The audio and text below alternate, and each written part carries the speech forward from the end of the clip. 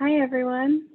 It looks like we've got over 70 people on the call, so hopefully everyone can hear me and see me. If you can't, the chat is open, so feel free to write something in the chat and we'll have Sean moderating it.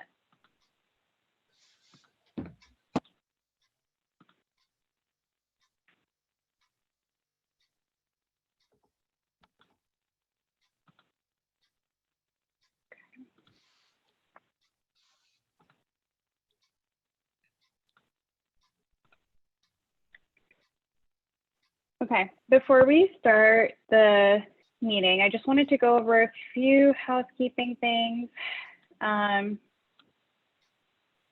We have a lot of people on the call, so if you're not talking, the ask is to please have yourself on mute so that people aren't talking over each other. If you click on the bottom of your screen, if you click participants at the bottom, it gives you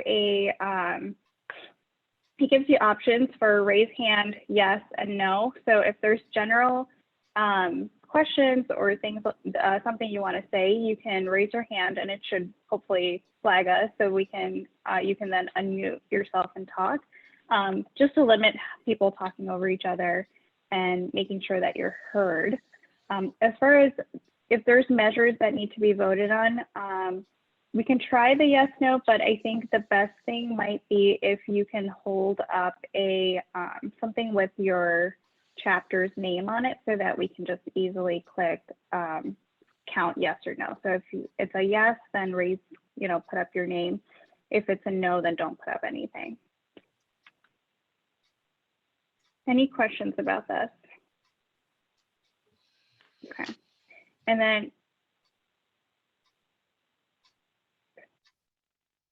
we're going to try and make sure we're keeping an eye on the chat so that if something comes up, we address it before moving on to the next section.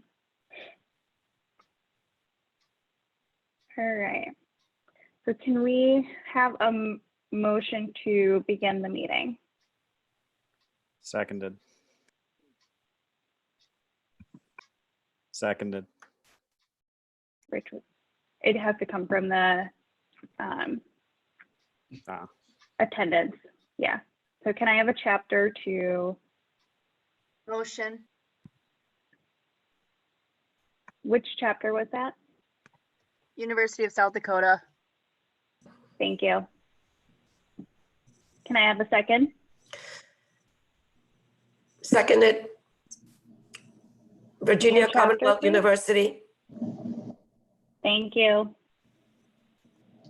Yes, I forgot to add, if you're speaking, we can see your name, but if you can also just mention where you're from, that would be helpful. Thank you. Okay, so we'll go ahead and start the meeting. Thank you all for coming together on this virtual platform and joining us for our annual business meeting due to the unfortunate circumstances of not being able to have it at annual conference like we normally do. We'll try and keep this, we blocked off a 2-hour window just to make sure that with technology and everything, that everyone has a chance to say what they would like to say and that we can review everything. But our hope is we plan to hopefully be finished before the 2-hour mark so everyone can move on with their evening. Overall, so we're going to go through national initiatives and information for all of you. We have some areas of roundtable discussions, and we will be presenting or releasing the names of the award recipients for the past year. I have a proposed agenda up. You should have a proposed agenda on the next screen. So we'll go over introductions. We'll do a roll call. We'll need to do an approval of the minutes from last year. We'll review old business, new business, bring up any resolution forms if we've received any or if anyone would like to bring something to the table. New chapter recognition, awards, officer updates at the national level, and PTE events and calendar. So to start with introductions, I'm Pooja. For those who don't know, I'm the national president. Rich, if you want to go next.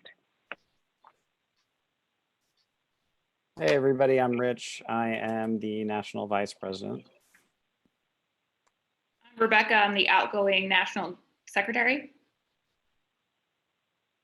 And I'm Sean Brem. I'm the National Treasurer. Great. So now, Becca, are you going to do roll call? Yep. So I'm just going to call your school's name. If you could just say here when I call your name, that'd be great. University of Mississippi Medical Center. Okay. Augusta University. Here. Georgia State. Here. MGH Institute of Health Professions. Here. Xavier. St. Catherine University. Here. Belmont University. Here. University of Southern California. Here. Creighton. Here.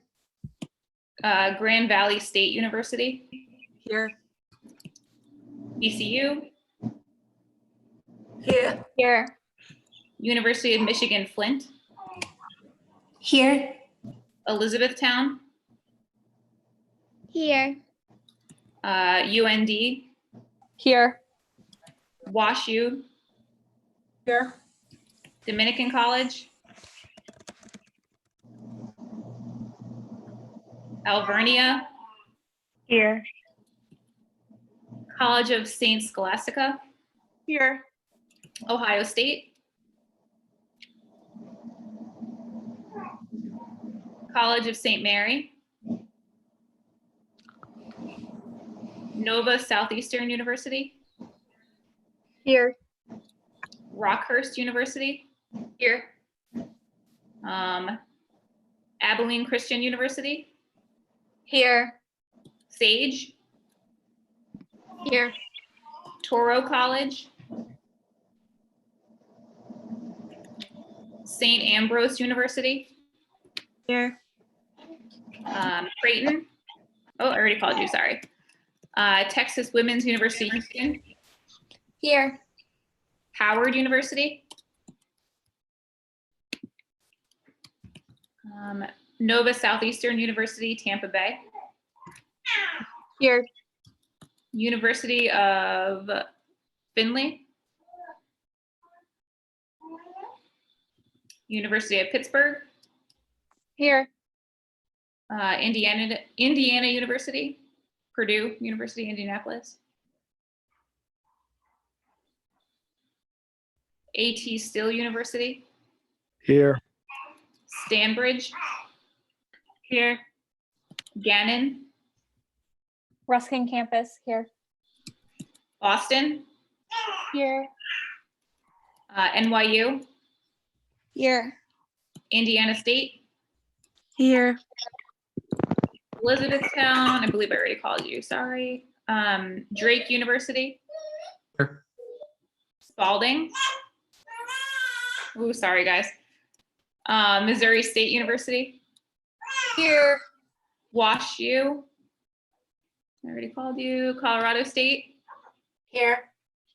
Misericordia. Here. St. Louis. Here.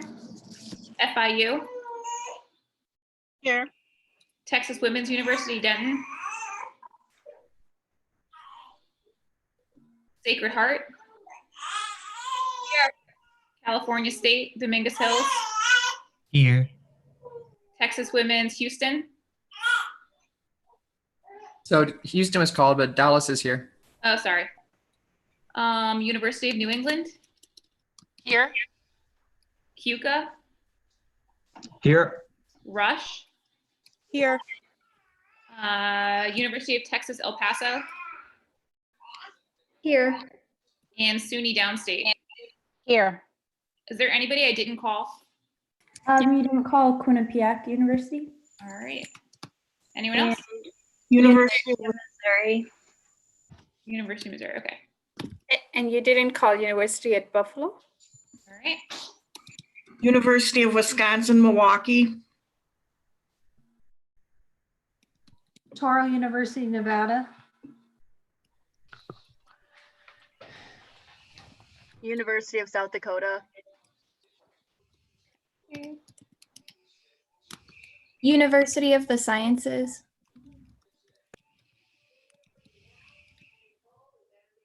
All right. Anyone else? And Becca, I was checking the chat, Gwynedd Mercy University. Okay. Got it.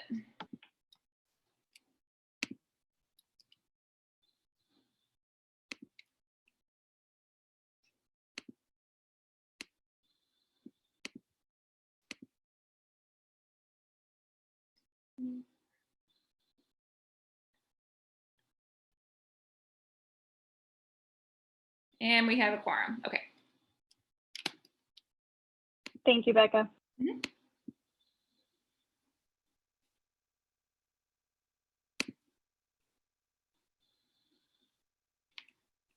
Okay, so now we need a motion to approve the minutes from the last year's meeting, which is listed in your delegates packet.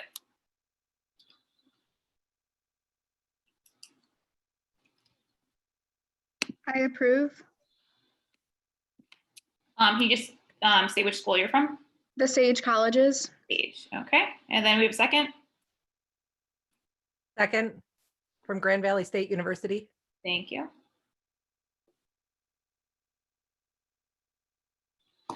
Okay. So for this meeting, we're going to go through the budget, old business, some new business, any amendments, new chapter recognition, and then awards and national updates. So for old business, we're going to go through some communication initiatives, member benefits and alumni development, the budget review, and then St. Catharines Challenge. So to start, communication. So our main communication with students is through email. If you have not already, please add the PTE email address, which is pte@aotf.org, to your contact list. For some reason, sometimes the emails from that account will go to like a spam list or something like that, or it'll get flagged as trash. So add it to your address book. That way you make sure that you're just keeping up with everything that we're putting out there between emails about committees, awards, and scholarships. We also try to post to supplement the email on social media weekly or bi-weekly. Those are our social media accounts right now. If you scan that little QR code, it'll bring you to those links. So you can follow us on Facebook, Twitter, YouTube, Instagram. That's our email again. And then Scroll and Pen, if you click that link there, it'll take you to all of the archived Scroll and Pens for your reference. We are constantly trying to keep in touch with you guys, make sure that you're all informed as to what's going on. So please, please, please follow us on these outlets. And if for some reason you can't find us or you're still having trouble connecting, let us know, because we want to make sure that you are all getting all the information. Okay, so member benefits. As you know, you have a 1-year subscription to OTJR. You're eligible for the awards and scholarships that we have. We also have access to, we're working on an alumni database at the moment. You can run for national office. You can earn free CEUs after you graduate through OT.com. We put out 3 webinars a year through OT.com. We ask for volunteers throughout the year for various projects, which you'll hear about later, like piloting the alumni database and a GroupMe account as well. If you're interested in signing up for different pilots like that, or for things like reviewing the minutes from this meeting, please shoot us an email and we'll happily add you to our list of volunteers.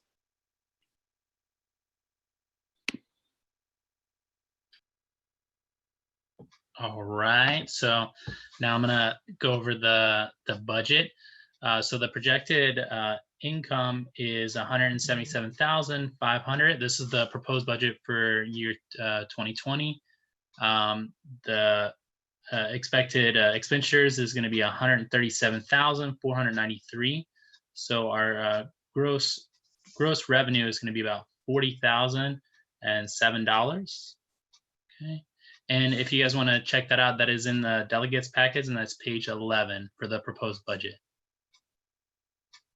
Okay, so Lauren, the next slide. All right, so I'm going to be talking about the St. Catharines Challenge. So in 2020, the results, we had raised 54,000. Send your pledge forms into St. Catharines Challenge at aotf.org. Identify a challenge coordinator at your school and set the fundraising goal for your school. And then for 2020 to 2021, our challenge is to raise over 60,000. All funds must be turned in by the donation deadline Monday, February 17th, 2020. Might need to edit that. So questions can be directed to St. Catharines Challenge, aotf.org, and then go to our Facebook page where you can follow the challenge and connect with other schools and students. Okay. And so for St. Catharines Challenge for the year 2019 to 2020, the first place was San Jose State University. Second place was the University of Pittsburgh. Third place was Columbia University. Race to the top was the University of Illinois in Chicago, and the MVP was the University of Southern California, and the collective race amount was 54,000 plus. Before we move on, does anyone have any questions about the old business that was reviewed? I see here a few chats. It looks like the PowerPoint presentation was missing from the email. David, if we can follow up on that, please. And then Becca, UIC was not called out during roll call.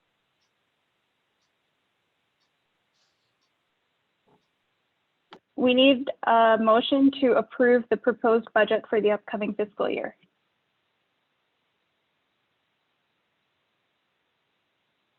I motion to approve the budget from AT Still University.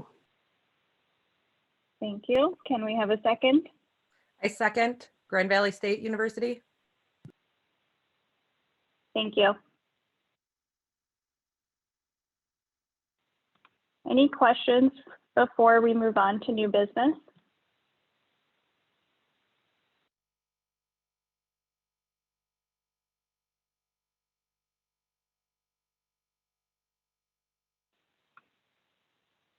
Okay, we're gonna move along. Rich, you want to take over?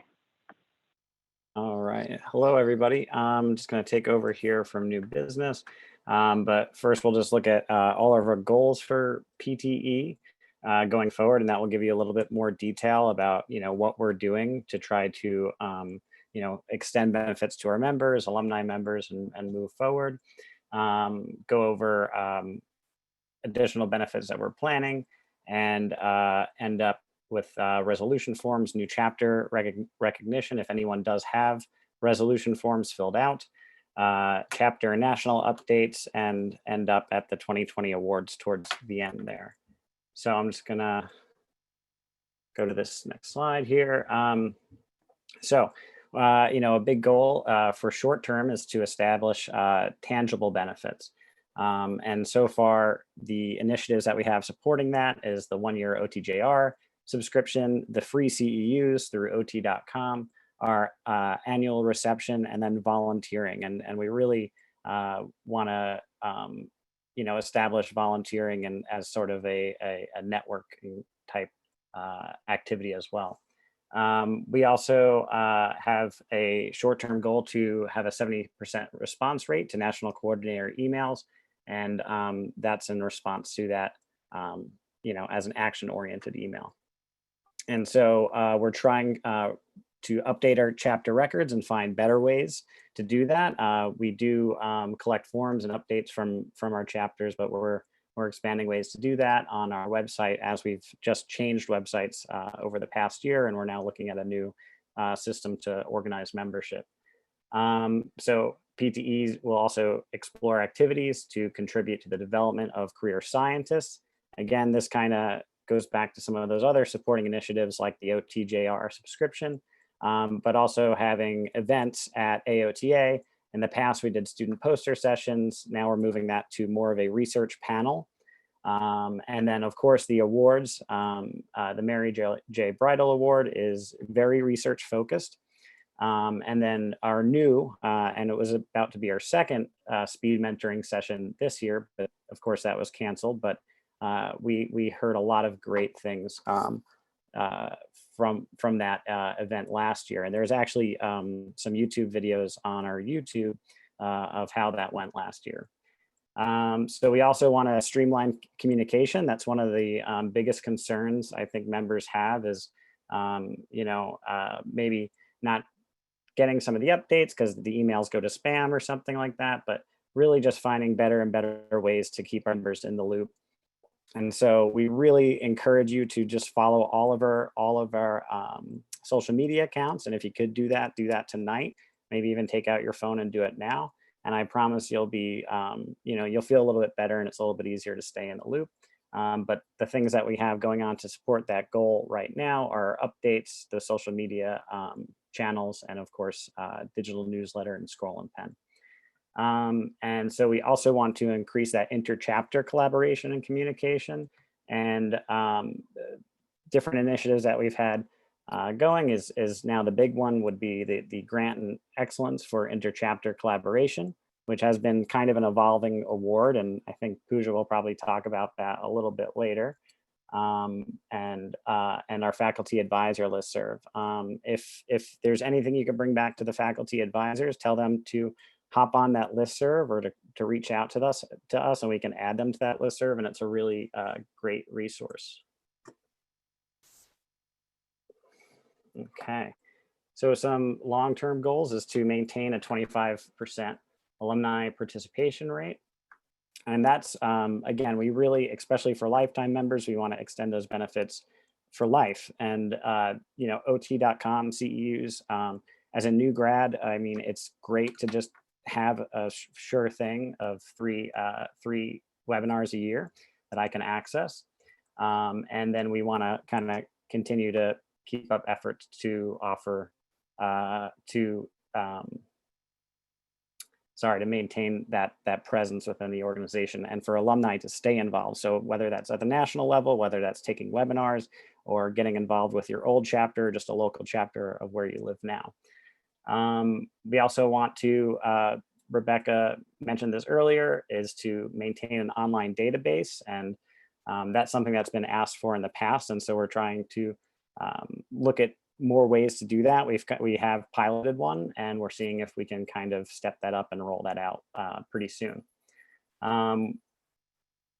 Again, more communication, collaboration, and right now we're looking at different ways to maybe use chat platforms or different ways that you guys can connect, in whatever various parts of the country or even across the country, and work on projects together. And then we will review all awards and scholarship to ensure monetary amounts and guidelines are updated. So we just reviewed pretty much all of our standing operating procedures and our bylaws and constitution. So our standard operating procedure does not need to be reviewed again until 2022. Our bylaws and constitution does not need to be reviewed until 2024. So right now that is all up to date.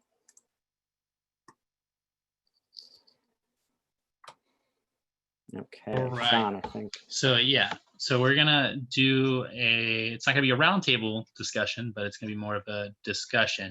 How can we increase the amount of lifetime memberships versus annual memberships? And I guess, Pooja, we want everyone to kind of speak out or kind of type in the chat. That's how we were going to run it. Yeah, it would be nice if people could either use the chat or just unmute and take turns kind of adding their 2 cents. Just some statistics for you guys. lifetime memberships, we have about 2,000 lifetime members currently and about almost 6,000 annual members. And we're trying to bridge the gap from annual to lifetime to help support long-term involvement in the organization, as well as long-term commitment to networking and learning and scholarship and everything that comes with being a part of Pi Beta Epsilon. So how can we increase this amount, and how can we support the move from annual to lifetime membership?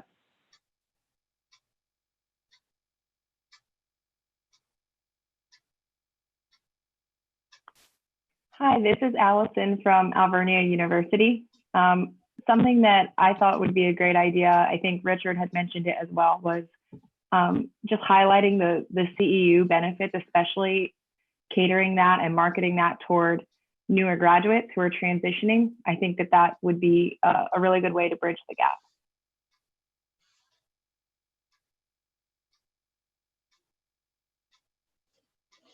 Hi, this is Anna Jenkins from Florida International University. I know just in my program, when we were admitted basically into PTE last year, we weren't really given the information about the benefits for a lifetime membership. And all of the new PTE members that are being enrolled this current year in our program have been given those benefits, like given the details about those benefits. And most, if not all, the members have signed up for lifetime membership. So I guess education is just like the most important part for the benefits and like what they get for the lifetime membership versus the annual membership. Hi, this is Stephen from Texas Women's Dallas.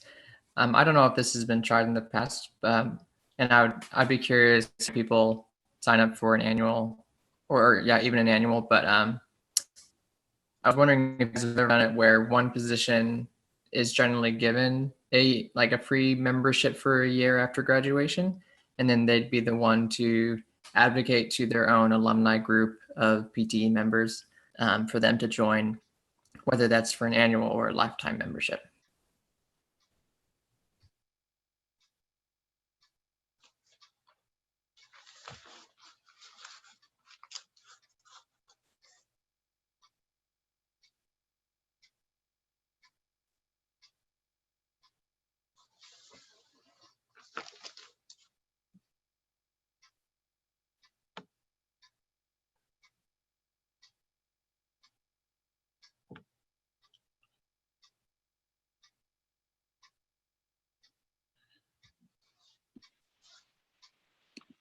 Okay, I was just writing those, jotting those notes down. I see there's quite a few. Thank you for I'm going through everyone. some of the chat. So if so I'm Sarah from, I'm not sure what school you're from, but Sarah and Laura as well. So I saw that cost is a concern, which is typically a concern that we get from you guys year after year. And yes, the lifetime membership is a little bit more expensive, but you don't have to keep renewing it year after year. Whereas if you just do the yearly one, obviously you have to keep paying for it to stay active. So as an alumni, if you wanted to get the credits from the CEUs, maybe like 3 years after you graduate, you wouldn't be eligible for it unless you kept up with your dues yearly or you were already a lifetime member. This is Laura from NYU. Just to clarify on that, I actually think that the majority of my chapter actually chose to do lifetime because of the pricing benefit. So it was something more so I was commending, I think the pricing structure is really good in terms of the benefit to go towards lifetime instead of annual. And this is Sarah from Grand Valley State. What I wrote in there was like, what if you broke down the payments for the lifetime over like a 3-month period where they weren't one big cost at once? I think other people would do that if they didn't have to come up with the initial cost right from the start. Yeah, that's something that has been talked about and is potentially in the works, but we're definitely looking into that.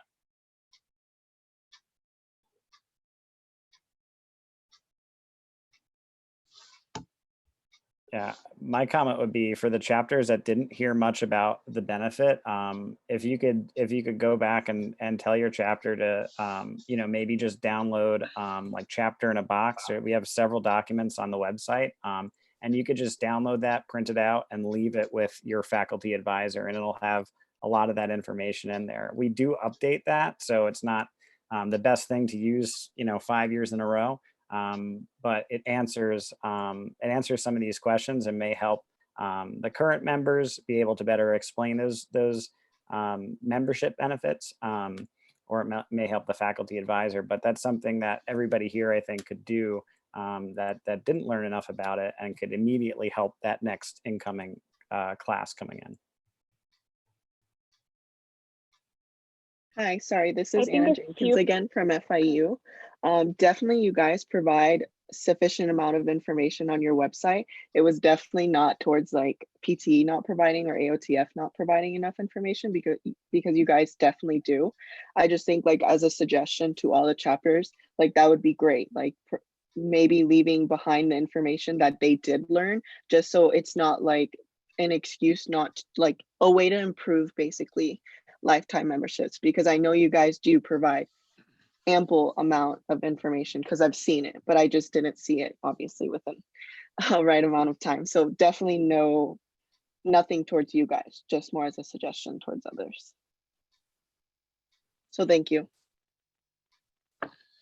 Yeah, I think it's thank you for sharing important. that. Yeah, I think it's important for everyone to print out the benefits, because you guys are graduating and the next board is taking over.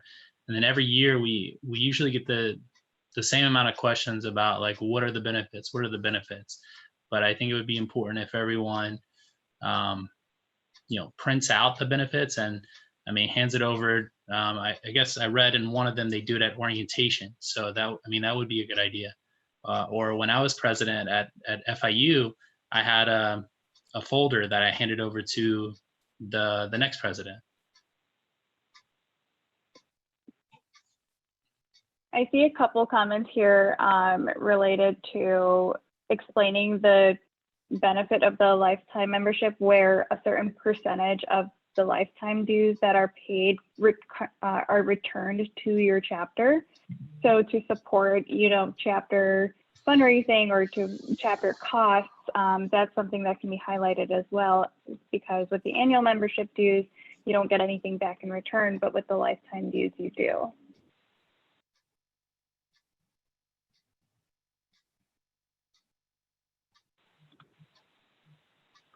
There's a question here from Brooke at Rockhurst University about whether or not the cost of the membership could be included through university tuition systems. And I'm going to have to defer that to your local universities. I would ask your advisors to see if that is something that the university does. I don't know how we could really guide that from a national level, because every institution is different in how they handle tuition and loan reimbursements and loan allocation and whatnot. So I would bring that question to either financial aid or your department head or your faculty advisor to see what that would include. Does anyone else has anyone else looked into this previously? Yeah, or maybe the university's chapter could fundraise or whatnot to potentially pay for students' membership fees. That's an idea.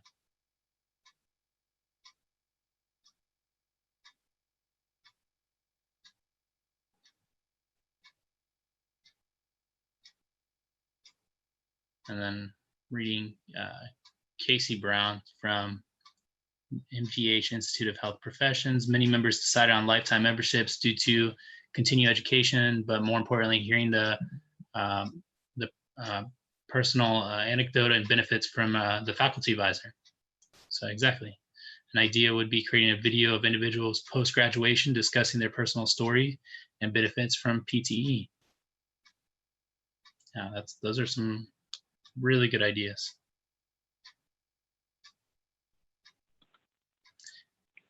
I see a lot of feedback about not knowing the difference in the benefits. And I know we already talked about highlighting the different benefits, but there is a graphic that Rebecca has put together over the years.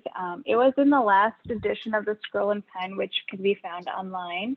But the graphic, I believe it was also posted on social media, and the graphic linear gives you a side-by-side comparison of what the two different membership options provide you with. And so that might be another great tool for you to print and have it readily visible somewhere in your department, or maybe brought up at orientation or the invitation or whatever it might be, where your membership can constantly know which membership option they might want to choose.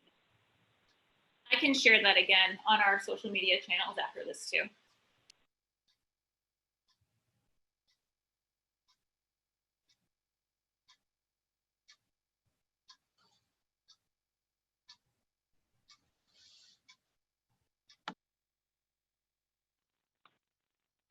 Awesome. Anything else that we tried to compile all the chats?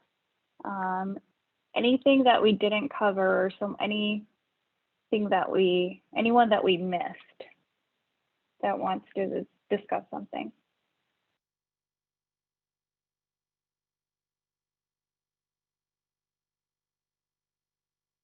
Yeah, I would just say, maybe for that payment plan option or something similar to that. Sean mentioned fundraising, but maybe there's a way that you could work it out with your chapter, through inductions and stuff, to just kind of, maybe within the chapter work maybe something out with whatever funds you have. Even if you don't fundraise for it, if you do have a account with a certain amount of money or your budget, maybe you could work out some kind of payment system with that. But we encourage you to be creative and do what works, best for your chapter and for you guys.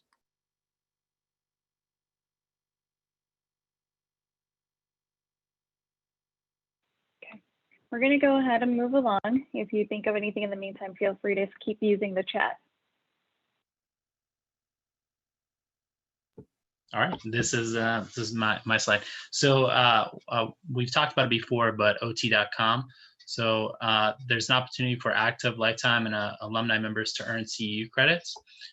Two of the upcoming two webinars already completed were finding the sweet spot in functional cognitive interventions and grading maximized outcomes, and visual deficits and brain injury in the adult neurological perspective. There's one upcoming, the innovations in geriatric care and evidence-based interventions for falls, and that's going to take place between May 4th and the 18th. And then also another benefit is the annual speed mentoring session with Dr. Susan Lin and Susan Murphy. Rich has compiled a video and various videos of how the speed mentoring session went last year. Everyone absolutely loved it, and they really enjoyed it, and they got to learn from some of the top researchers in our field.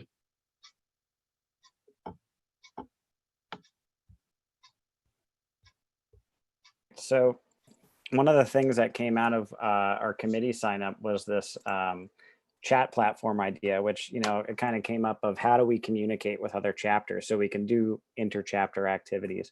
And so essentially what we came up with was maybe trying a GroupMe or something that you guys could kind of take and run with it. So thank you so much to the Gamma Pi chapter at Sage Colleges. It started really as like a pilot, and then it became more of a focus group because they were actually using GroupMe within their chapter. And so we had a couple ideas from that. One would be to kind of blast out a link to everybody to get on like more of an informational national stream of information, probably the same kind of information that would come via email, little updates, questions via email and via our other social medias. And the other would be, maybe a GroupMe link that you could hop on and ask the national board questions at whenever you'd like. And we really want talk with you guys about that and see what you think about that. Do you guys use GroupMe in your chapter? Do you think having a national GroupMe would be, easier to be like, hey, who's in, the Midwest and exchange information that way? But we're really just looking at different ways to try to support that inter-chapter collaboration, and then to support transparency and access to us as the national board. So I believe that's the next roundtable discussion. So we can just kind of hop into that, and I could try to answer any questions from the pilot with Sage, which again, thank you guys. Hi, Rachel from Russell Sage. We really enjoyed working with you guys and being able to have access to you. So I think the idea to have a link where we can just hop on and ask questions as needed would be fantastic. This is Kyla from the Sage Colleges. I agree with Rachel. I think that was a really exciting opportunity, and I think that a lot of universities would be willing to participate in it if you launched one.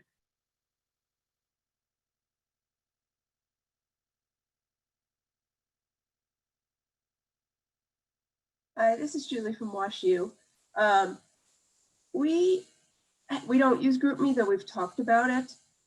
We've run into issues with the timing of other chapters here when people are first inducted and when they have their new officers chosen. And so if there's some way to work on continuity, that would be really helpful.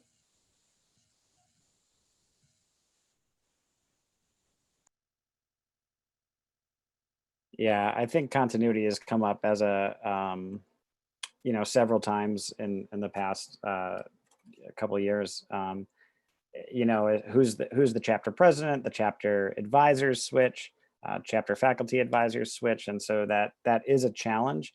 Right now the best thing that we can have people do is contact us to update us. But Sean kind of alluded to it before, and I can't remember if it was you that told me this, Sean, but I spoke to a member once who they basically have their PTE binder, and it doesn't go anywhere. It stays in the school. It stays with that advisor. If that advisor, moves to a different position or doesn't do it anymore, they're sure to give that to the next person. So, if it was a GroupMe link, maybe it's something that you could print out and stick in that binder. But trying to find out ways for carryover of information has definitely come up. I'm just reading the chat really quickly. I saw there was something about forming a Facebook group for members. We've tried that multiple times in the past, and it just really hasn't taken off. If that's something that you guys think you would use, we can try it again. But historically, it just hasn't. It's been very underutilized, and we want to try to figure out a new avenue to take, just to make sure that people are staying connected and have access to us and each other if needed.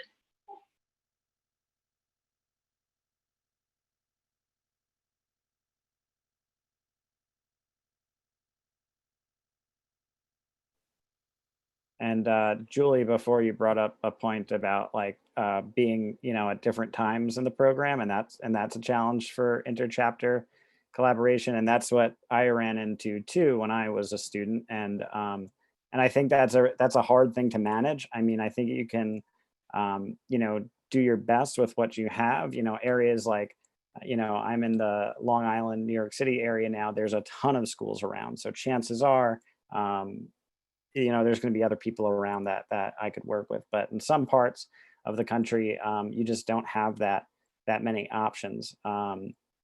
But there's nothing that says that you can't do an interchapter collaboration, maybe virtually or dual hosted, or a dual location event, as long as those chapters work together. And if you look at the grant language, we're pretty clear about that. We'd love for you guys to get together and be in the same room. But if that's not a possibility for you where you're at in your location, you can reach out a little bit further and, meet some students from a little bit further away, and maybe still plan something really great. I'm also just double checking the chat again. Somebody mentioned Brooke from Rockhurst about adding 1 or 2 delegates per chapter instead of everyone, just to minimize the amount of messages and notifications. I think that's a great idea and something we can definitely look into further.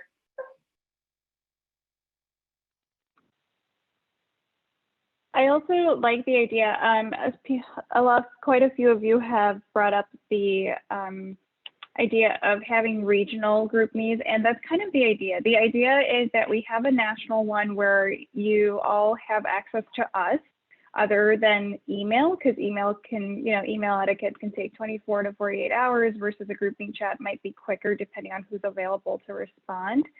And the idea is that from there, based on your geographic locations, you have access to all the chapters that are near you or within your state or even within your regional area through the list on the website. And so then with contact information. And so then you can independently reach out to them and see if you want to join a group meet together. I think we want to minimize how many forceful connections we make, just because like we're seeing a few people mention people mute it, people turn it off.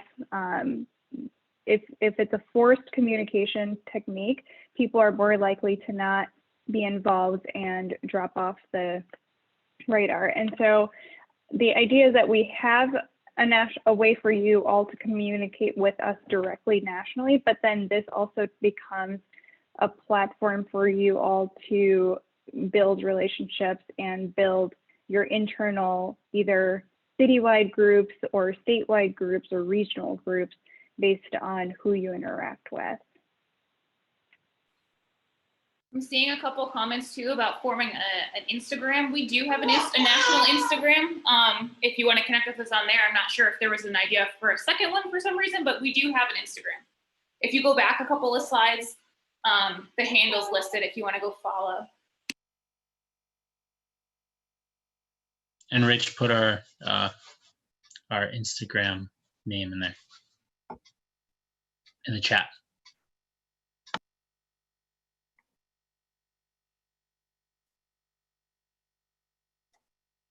Yeah, and I'm sure you guys looked through that the packet that was sent, but again, just to reiterate, there are emails and contacts for every school. That couple pages right there is like gold. So hang on to that, print that out, and make sure all your members are aware that you do have contact information for other chapters. You do have a way to reach out directly. I see a recommendation here. It would be good to delineate what topics and questions should go to the national group meet versus what concerns should be shared via email. I think that's a great recommendation, and we'll definitely put that into consideration when we're figuring out how to expand upon this nationally. So thank you.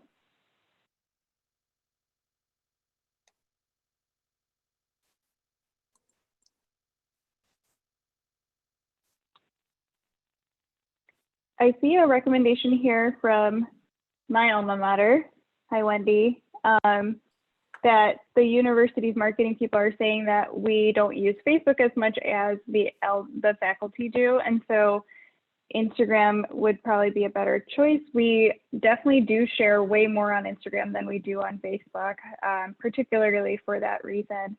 I see national Insta and a regional group meet. So we have the national Instagram, like everyone has mentioned so far, definitely follow us. That has the most information on it. It gets posted on periodically and consistently. So that's where you can find the most information. And you can always direct message the Instagram page too if you have a question and can't figure out how to reach out to us. Someone's always checking it. And then definitely, I support the idea of regional group meets. I don't think that us creating it will be beneficial if you all don't know each other.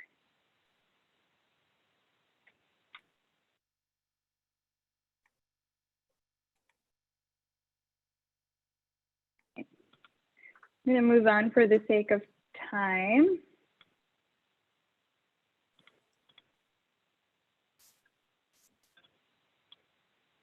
Becca or David, did we get any resolution forms prior to the meeting?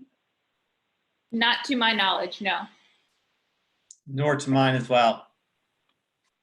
Okay. Are there any resolutions that anyone would like to put on the table before we move on?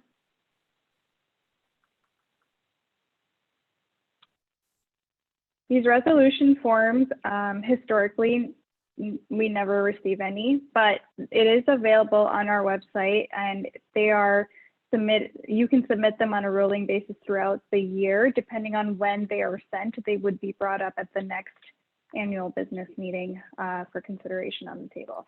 You can always bring something to the meeting itself, but then we don't have a chance to actually address it in order to have the membership vote on it at that meeting. So it would have to be put onto the meeting for the following fiscal year. So just as a reminder for resolution forms.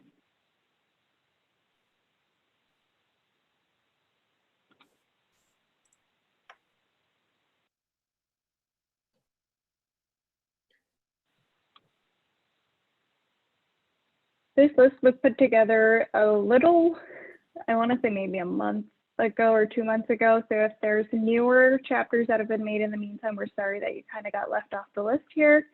But we'd like to welcome new chapters as from the last year. They're listed over here: AT Still, Cox College, Clarkson, Augusta, York College, and University of Michigan at Splint. Are there other newer chapters that have been created within the last year that we didn't mention or give you guys a shout out to?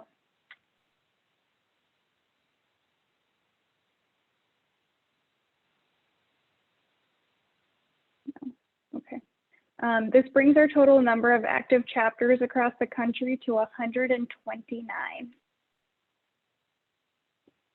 So plenty of chapters for everyone to connect with all over the country.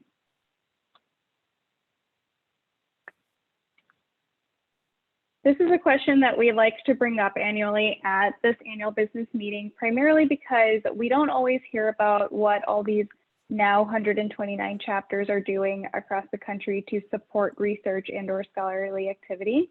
And while we still recommend and encourage all of you to submit your work to us nationally so that we can publish it in Scroll and Pen and on Instagram, we just simply don't hear about everyone. So we like to bring it up here at the annual business meeting so that multiple chapters can share what they're doing, as well as provide ideas for other chapters who may be newer or just looking for more ideas. So would love to hear what you guys are doing. It looks like we've got close to probably over 40 chapters on the call. So let's hear what you guys are doing.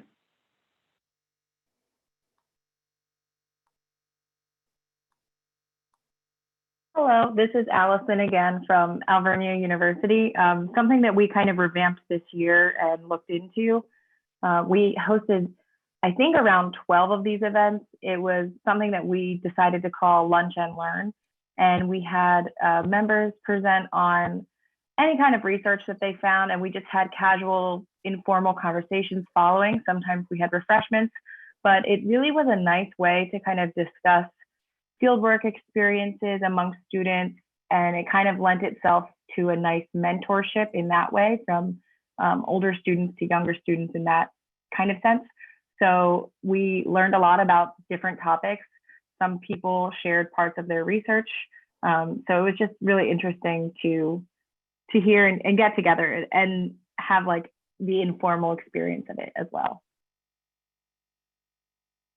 This is Anna Jenkins again from Florida International University. Just to add on to that, we also did our sort of lunch and learn, but it ended up being in the evening, where we had previous students come in and talk about their intervention strategies and how that's related to the research that they've found and what works for them in practice. And the way that we found these individuals is that our class had just completed our level 1 fieldwork internship opportunities. So the PTE members basically just got together and spoke to their previous CIs, and we're just looking for people who were interested in talking to our class, and we actually were able to get full attendance from most of our year 1 and year 2 students. So that was really successful, and we did plan to repeat that this semester, but unfortunately we didn't get the opportunity to, based on coronavirus and how that limited all activities that we had planned.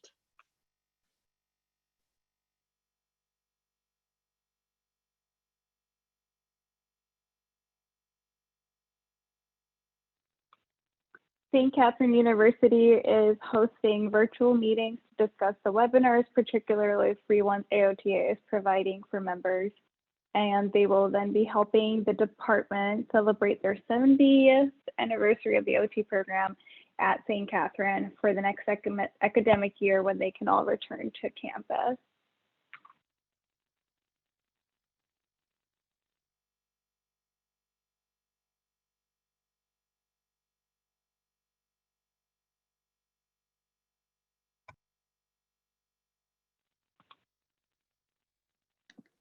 This is the Sage Colleges. We've made a strong effort to have guest speakers to enhance the views and the perspectives of working with patients and clients.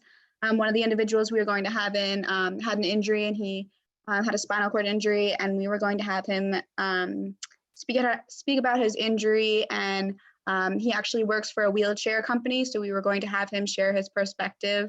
And he also shared that it was the best thing that happened to him. The experiences that he now has really shape his life, and he's thankful that the injury happened. So bringing in speakers and just changing the views that students have.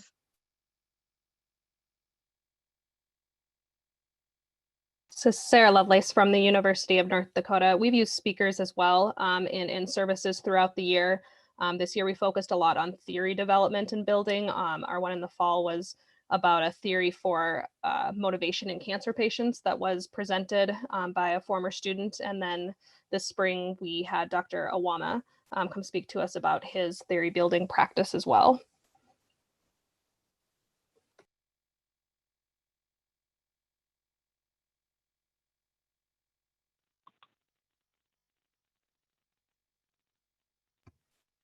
Great, thank you all for sharing your ideas. Something that we've thought of and it's kind of in the beginning stages of the work, but just to gauge interest, we have heard and we understand that a lot of you or a lot of your colleagues and classmates may have been accepted and looking forward to present at AOTA some sort of scholarly work or research, and of course that you were unable to do so. And so we are wondering or trying to brainstorm ways we can support that work and research that you all have done and see how we can still have you guys share all that with different PTE members, at least across the country. A few ideas that are on the table are that if you feel like presenting and creating a short video on your project, you can submit them for our YouTube submissions. Or our YouTube channel, and we can put them on there. Another option is Instagram takeovers. I know those are sometimes successful depending on who's doing them, and you can kind of work your way through your research and your project for the day or for the hour, whatever it is, and do it that way. Another option is you can submit maybe like a written blurb, and we can do a scroll and pen edition with highlighting just research and scholarly work that was supposed to be presented at AOTA. We're open to ideas and wondering how everyone would like to be showcased. So if you have additional ideas, please send them our way. Does anyone have something off the top of their mind, or is this something that you think everyone would be interested in or willing to participate in?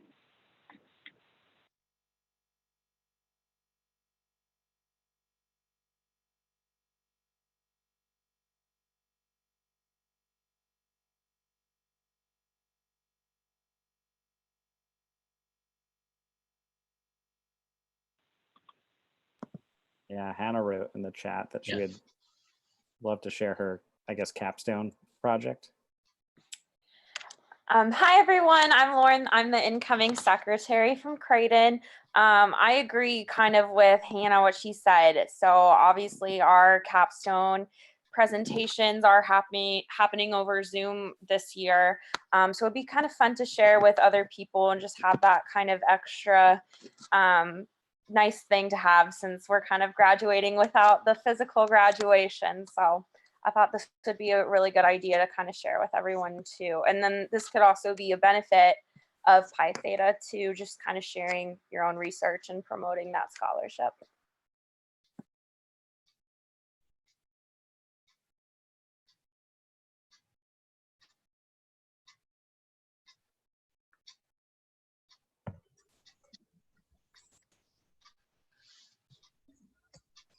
Grand Valley State University shared that they're researching and interviewing OTs in emerging practice fields and specialists to learn more about how they found themselves in their roles. And they plan to compile the interviews into one presentation and disseminate the information on several platforms. I think that's a great activity and scholarly work to do that, especially now. There's plenty of emerging practice areas right now. And a lot of specialty work being done, especially from an OT perspective. U Sciences planned a roundtable event with clinical instructors from sites that students typically are sent to for their level 2 fieldwork in order to give students opportunities to connect and ask individual questions before going out on their level 2 rotation. College of St. Scholastica is developing an evidence exchange website for student and faculty research. I think that's wonderful.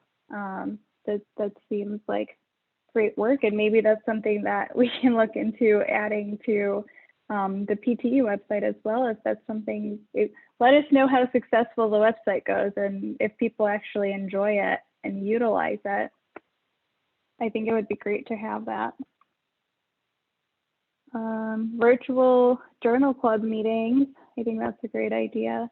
As a practitioner, from a practitioner point of view, journal clubs are real in the practice setting. So definitely if you enjoy them or if you hate them, it's a good time to get used to them because they're often a requirement once you start working. Trivia night, that sounds fun. Monthly meetings with guest speakers from our communities, connecting with PTE alumni and current PTE members. Trying to keep up here. Yes, okay. So it looks like that we do have some interest in national support for the dissemination of your work that you've all have done. So we'll spend some more time figuring out what the best avenue might be. However, I do think that all of the options I proposed are available to you. And if you really, if we get a good response for any particular channel, we'll pursue that over. If there's only a couple on the other, you know, we'll try to figure out what's the most effective method. But if we get enough submissions on any certain platform, we'll make sure to share that, share and highlight that as best as we can so that the most amount of people can have access to it. Fieldwork Q&A.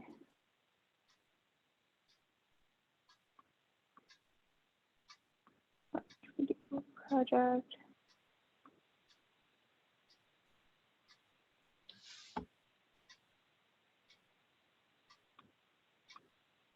Okay. Great. I see a lot of Q&A panels.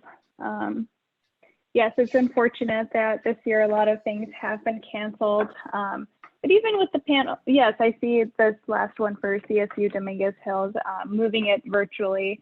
Definitely try and make the best of what you can. Most people are willing to transition online and continue with the event, even if it's not in person. So I would encourage you guys to, as long as you can, do it virtually, still go on with whatever events you had planned and see how you can maximize it from a virtual perspective. It won't be perfect. It probably won't be exactly what you had hoped and planned for, but it still gives you this a similar sense of learning and opportunity. Okay. I'm gonna move along here. We're gonna go into awards and cover the awards for the last fiscal year, which was, that should say 2019, not 2018 to 2019. So for the President's Award, that went to Gamma Pi chapter at the Sage Colleges. They did an OT Skills Day where they hosted, actually, you guys are on the call, so if you want to explain and talk about what you all did for OT Skills Day. Hi, that's Rachel from the Sage Colleges. So our chapter created a skills day where we set up stations with 2 to 3 PTE members manning the stations, and they took on different skills. So goniometry, different modalities, splinting, anatomy. We had a sit to stand competition. We also did raffles for books and other OT and PTE swag, things like that. And we invited our all second years, first years, anybody within the Sage Colleges that is a health science major or healthcare related major. Also anybody that is in the PT, into the OT track at Sage. And then we also invited people that were coming into the program from other schools and anyone that was interested. So we had emails and posts on our Facebook pages to get anyone in the community interested in coming and learning more about OT. It was really successful, and we had another one planned for, actually, I believe it was March, but of course it was canceled due to everything that's going on right now. But they are taking all of our ideas and implementing it again this coming spring. Awesome. Thank you for sharing and congratulations. Some of the other submissions that we had included a research poster symposium held by Alpha Delta chapter at St. Catharines University, an evidence-based mentorship program from Alpha Iota chapter at Creighton University, refugee photo voice exhibit from Omicron chapter at Boston University, and a Sanford documentary viewing followed by a Q&A with Michael Sanford himself from the Tau chapter of SUNY Buffalo. So thank you and congratulations for everyone who submitted, and we hope that you all continue doing the wonderful work that you're doing and continue submitting for these national awards. The Mary J. Bridle First Research Award, we had 2 letters of intent submitted back in October, and the reviewing committee, which is made up of researchers from the Academy of Research, did not approve either of those letters of intent, and therefore we didn't have a award recipient this year for it. Just as a reminder, the Mary J. Bridle First Research Award is a abstract submission of your first research project that you would like to be turned into a manuscript. You submit that, it's reviewed, and then you have the opportunity to work on your manuscript with a researcher for potential submission to the OTJR. So that's kind of the baseline. We don't really have much oversight into the review process of it because I'm not a researcher, and I don't want to take away that opportunity from someone. So I encourage you to submit your letters of intent, and then you would be informed if you get approved to move on. The Martha Kirkman Scholarship is one of over 100 scholarships available through AOTF. It is included in their annual scholarship application. This year's recipient was Lily Noble Grosjean from Alpha Psi chapter of University of New England. So congratulations to her. And then the Grant for Excellence in Interchapter Collaboration. So for the second year in a row, we had no submissions. This is one that I want to spend more time speaking about because this was brought up at the annual business meeting last year and we had significant discussions around it. And it was worked on, it was improved upon, and then again, we had no submissions this year. And so a little backstory for those who weren't at the annual business meeting last year. This was initially an award, Excellence in Interchapter Collaboration Award. And the award would go towards any submissions of multiple chapters that submit a project or an event or a scholarly activity that they organized and hosted together. And it's available for 2 or more chapters and it's one application. And the feedback that we received at the annual business meeting last year was that, again, cost is an issue where your fundraising amounts may not be enough to host a larger event with multiple chapters, or you just simply don't have the funds and members can't afford to pay for an event like that. And so the ask was that we provide a grant for that to happen. And so we did that. We figured, actually, this is a great opportunity because it teaches you everything that goes into writing a grant for research funding, if that is a route that you would like to go into. So we changed the award to a grant and it is now application based. It is on the website. It has been sent out in emails. It is listed in our scroll and pens. It's on our social media. And so it is a grant application. You submit it by the deadline, same deadline as everything else for January 31st.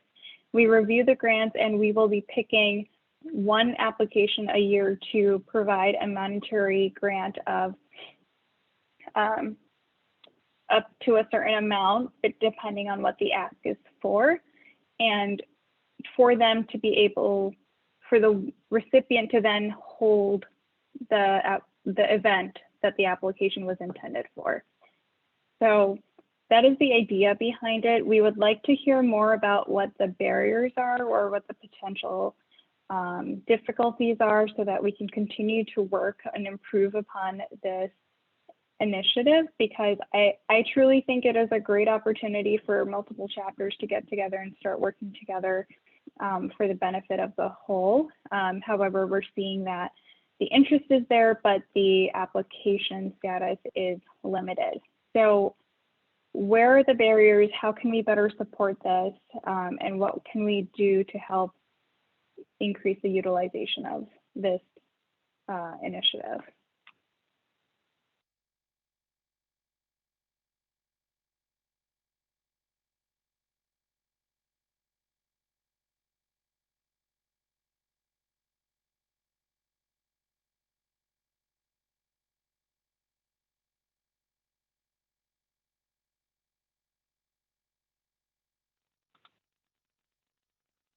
Did anyone not know about the Grant for Excellence in Interchapter Collaboration?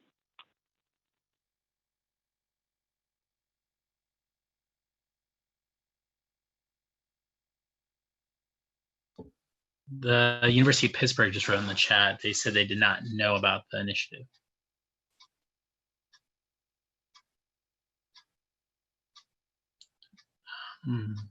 Brianna, Sage, St. Louis University also did not know about it.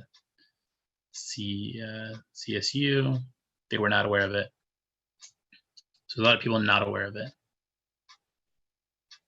For those chapters that were not aware of it, you guys usually get our emails or connected to us on Facebook or anything like that.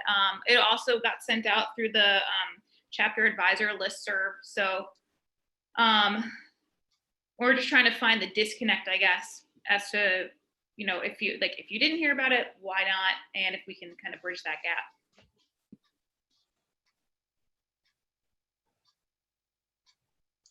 Pooja, you're muted. Oh, sorry, thanks.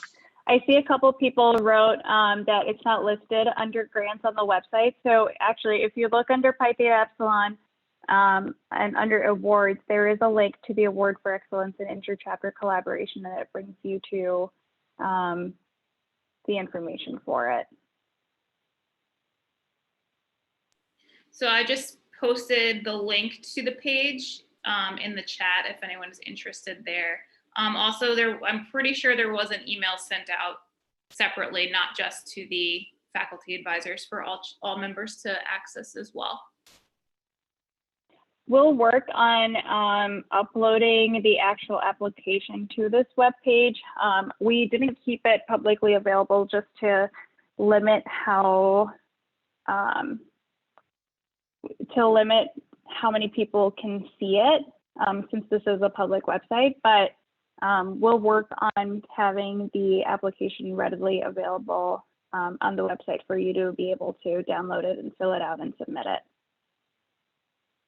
I'm a faculty advisor, and I think I saw in an email that I noticed that it was changed, that the wording was changed from award to grant, but beyond that, I hadn't really been aware that it really was a whole new process. I wasn't aware that there was money attached to it or anything. So I guess I didn't read deep enough. I also think the timing could be an issue. I'm thinking through the cycle of when our students are inducted versus then when they really ramp up, but then shift out to fieldwork. And I think that by the time they would get invested enough and come up with an idea and pursue it, and then apply in January, by the time they would hear back, they would then leave for level 2s. So I think that could be a barrier. Maybe having 2 different rounds each year could make it more accessible.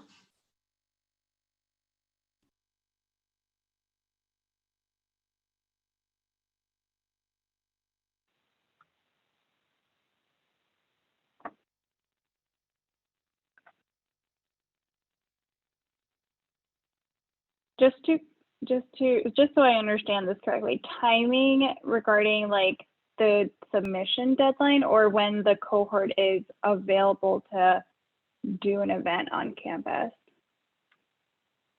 I think when the cohort is coming up with just getting into PTE, learning what it's all about. You know, each time a new cohort is inducted, as faculty advisor, we really have to train them about what are PTE's goals and missions. And it's not a social group, it's a scholarly group, and that takes time.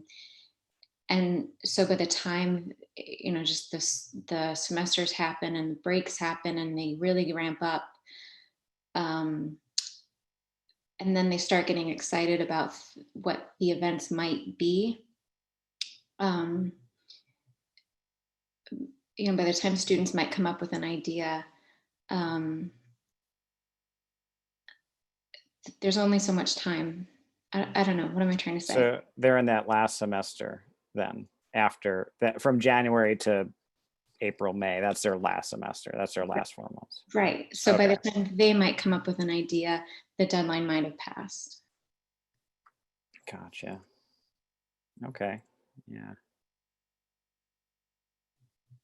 Yeah, I think we definitely notice at a national level how everybody is on really very, very different timelines. I could definitely see that, you know, as a barrier.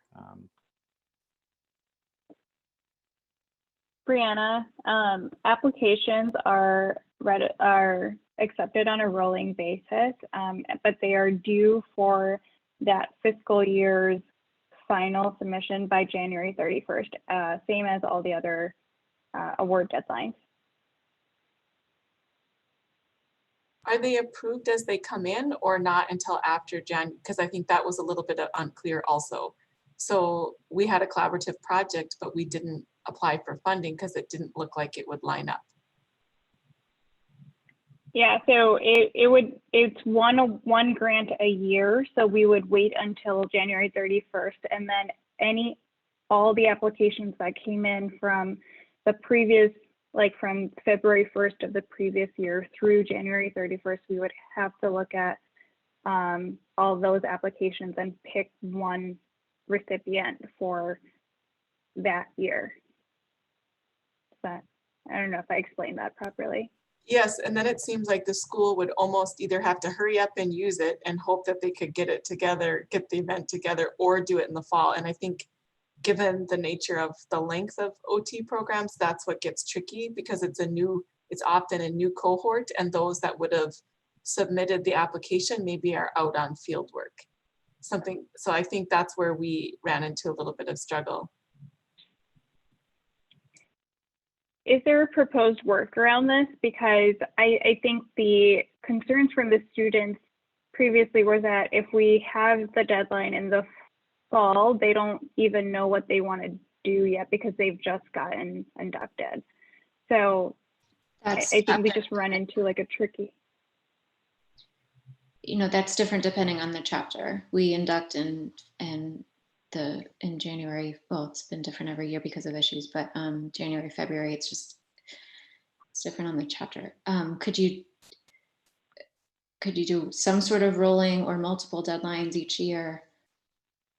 Multiple grants? Yeah, I guess the question is what makes it fairest for everyone as well when you have. I agree. I like the twice per year. I think that's a great idea. But then how do we make it fair to everybody? Because I guess some schools are on. I know that doesn't answer the question, but some schools are on a trimester but we wanted. I guess our main goal with this too, was just to help support students that want to work with other chapters. That might be more or less a reality for everybody, but we're open to ideas. I mean, I know my chapter has tried to do things, and that timing, my old chapter has tried to do things, and that timing has really thrown a wrench in the gears. But I know, like, if we were to do it twice a year, then what two times a year, then maybe, I don't know. Yeah, it'll definitely be something we can consider for sure and talk about. There was someone that mentioned in the chat about emailing a survey to come up with the general consensus. I think these are great points. We'll bring this back to our next meeting and kind of figure out and see what else we can do. I do like the idea. There's been a couple recommendations for maybe offering it twice a year. I think we just have to take a look at our budget and see if we can offer a similar monetary amount twice a year, or if then in turn it's half the amount split into twice a year. So it really, we'll bring all this back. We'll take a look over it, but thank you for sharing why this is becoming difficult given the deadline. Can I just add one more point? As I think about the whole interchapter aspect, and at MGH in Boston, we might collaborate with BU's chapter, but they have a different academic calendar. So not only am I thinking about when I induct, but also I need to think about when BU inducts. And so just the more flexibility with this, the better.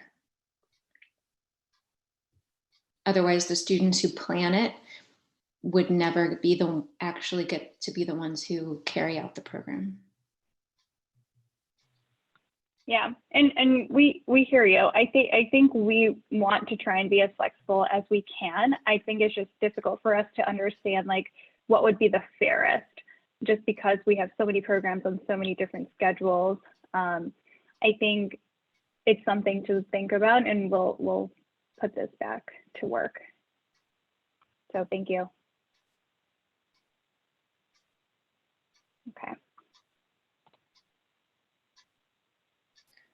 Okay, so Pooja was reelected for another 2-year term, so we're all extremely happy to have Pooja stay on.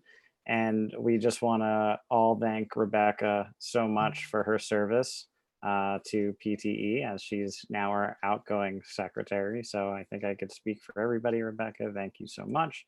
And welcome to Lauren, who is our incoming PTE secretary. And so, we're really looking forward to working with Lauren, and we'll really miss Rebecca. Okay, so these were our events planned this year. I mean, it's just something that we kind of put together just so you guys can get an idea of what our events at conference look like. If this meeting was happening at conference, you would get this list during conference so you could be kept up to date on everything that's going on. But we were going to have our faculty advisors workshop, which is usually in the evening on that Wednesday. The next day have our panel of how to become a researcher, a reception immediately following that panel, and then our annual business meeting immediately or about a half hour later following that. And then Saturday was going to be our speed mentoring session. If you want to know more about that, go to our YouTube or go to our Facebook. We have a couple of videos of students and faculty mentors talking about their experience. And I think it gives a lot of good insight as to the the event and what people get out of it. And then we meet as a board following that. And then just some upcoming events. Committee signups, I'm sure we'll follow up about that for anyone that wants to get involved in this next coming year, just like Sage did for the GroupMe pilot. In October, nominations for both vice president and treasurer will be due. And then I believe that's voted on later in January, but by October, and we'll give you a specific date upcoming, we'll need nominations for treasurer and vice president. Please submit your activities to the President's Award, to the Mary J. Bridle Award, and for the Award for Excellence and Interchapter Collaboration, which we are now kind of going to go back to the drawing board a little bit and see how we can do this better. And that date, we chose January 31st. I know initially because that's when all the other awards were due. And that was our thought process, was to make that align with every other award that AOTF and PTE is doing.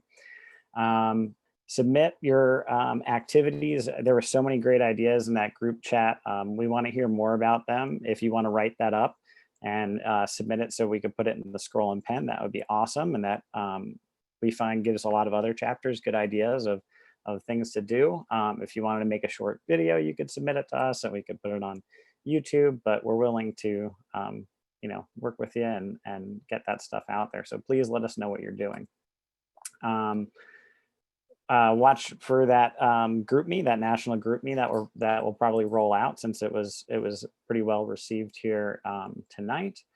And look out for our next CEU on ot.com or occupationaltherapy.com, May 4th through the 18th. And we'll send out a registration email for that. And I think that's for me. The reason why we wanted to still review what the PTE events that were planned for AOTA is that they will continue in the same schedule for next year. So for AOTA 2021, all of these events will be postponed, and they will it'll hold a similar schedule based on the timing of everything. So mark your calendars now. Of course, we'll be sending out a bunch of reminders once it's closer, with potentially updated times depending on how everything pans out. But we want to make sure that you're aware of everything that will still be happening next year instead of this year. And then the OT.com, one clarification I wanted to make: questions we've received in the past, whether or not students are allowed to attend. Absolutely, you can attend, you just won't receive CE credit for it, but you are absolutely welcome to attend. We've had some faculty reach out and say that they would even, depending on the topic, provide like extra credit for a class. Like if the next session is on geriatric care, so if they have a geriatrics course, then sometimes it could be relevant.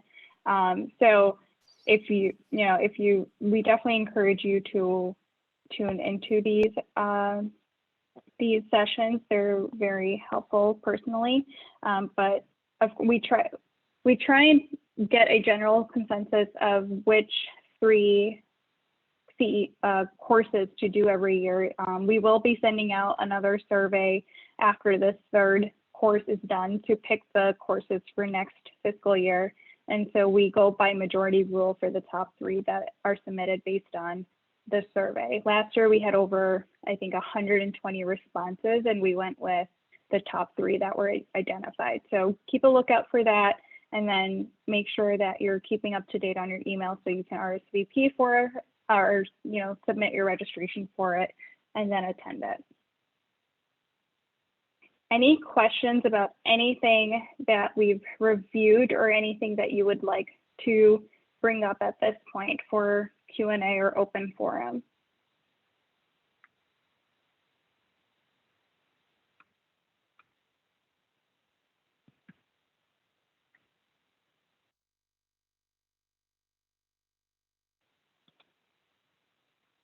Okay. As always, please reach out to us, email us, direct message us on social media accounts. If you don't know our email addresses, you can always reach out to David. He is our national coordinator at AOTF, and his email address is listed on the website. It's drobertson@aotf.org, and he can always redirect you towards one of us, depending on the question. If there's no further questions, can we get a motion to adjourn the meeting?